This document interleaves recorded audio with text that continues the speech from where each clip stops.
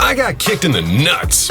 Figuratively, when I was told I was going to be losing my eyesight. Well, technically an actual kick in the nuts would have been better. That would have healed eventually. But anyway, I was told I was going to be losing one of my major senses, and it was only after I lost most of my eyesight that I really started accomplishing things in my life. That seems backwards. It was harder to do stuff after I went blind. How do you have something bad happen to you and then start attacking more problems as if going blind wasn't enough? People keep asking me as part of this ongoing Q&A that I've got, what is my mindset? How do I approach these challenges that I keep taking on and overcoming these what seem like insurmountable challenges from time to time? Well, I don't look at them as the massive challenge that they can be. I break them all down into smaller incremental parts. And I do this in 4 stages. I set a goal, identify the obstacles, find a way around those obstacles, and then, most importantly, follow through. It's one thing to just talk about this and give you a motivational speech, but I'm going to give you an actual real-life example of how I did it when I wanted to start my career as a voice actor. My goal was to become a voiceover actor. My obstacles were massive. I keep telling people all the time how horrible I was when I first started, and they don't believe me, or they think I'm being modest because they hear where I'm at now. I had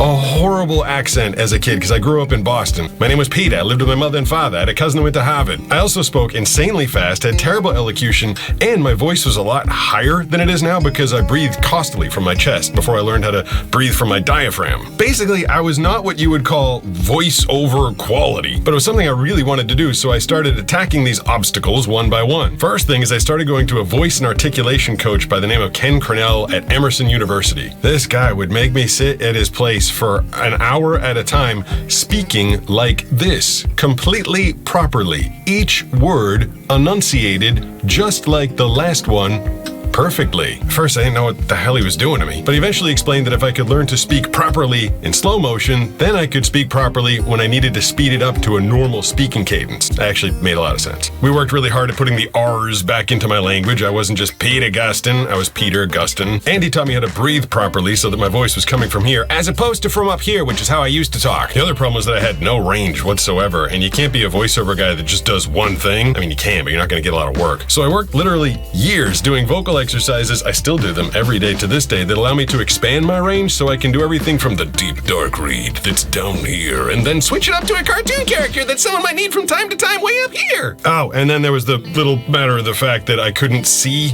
copy to read it. For that, I of course invented the ear prompter system where I listen to the audio in an earbud and then it plays it back to me and I recite afterwards. I've covered that one before, so I won't do it again here. There's a video that I'll link to down there in the I feel like I'm pointing at my crotch.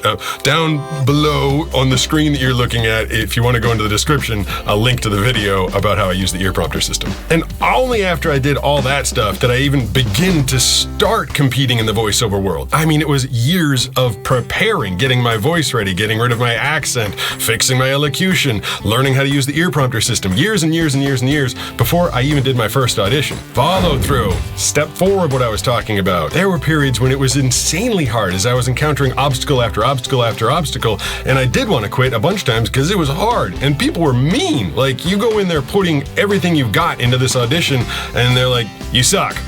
But I set a goal, identified all the obstacles. You have to be honest about the obstacles. And sometimes when you're in a situation like me and you've lost something, or maybe you just got older and things are harder, the obstacles do feel like a kick in the nuts. It's like, I used to be able to do this. It was so easy and now it's not. That's a time when you really feel like you want to give up. But don't. If you set the goal and you really want to accomplish it, don't give up. Identify the obstacles and break them down into little increments. But the one last thing I will tell you is that when you're trying to find a way, don't be afraid to incorporate other people. I found that when I was losing my eyesight, I was being really stubborn. Like, I want to do everything myself. I don't need help. I don't need your help. I can do it. And I don't know. I guess that was just my stubborn way of trying to feel ridiculously independent, but sometimes you're not fully independent. And that's okay. Sometimes it takes more than one person to get things done. I have to surf with coaches, but I have more fun surfing with Josh and Brooks and Nisha and going out there. I have more fun with them than I would alone anyway. So needing to ask for help, while it was a bit of a difficult thing to admit that I needed help all the time, it's actually made my life a lot better. I've accomplished a lot more things and had a lot more fun doing it. So don't be afraid that once you realize your goal can't be accomplished by just you,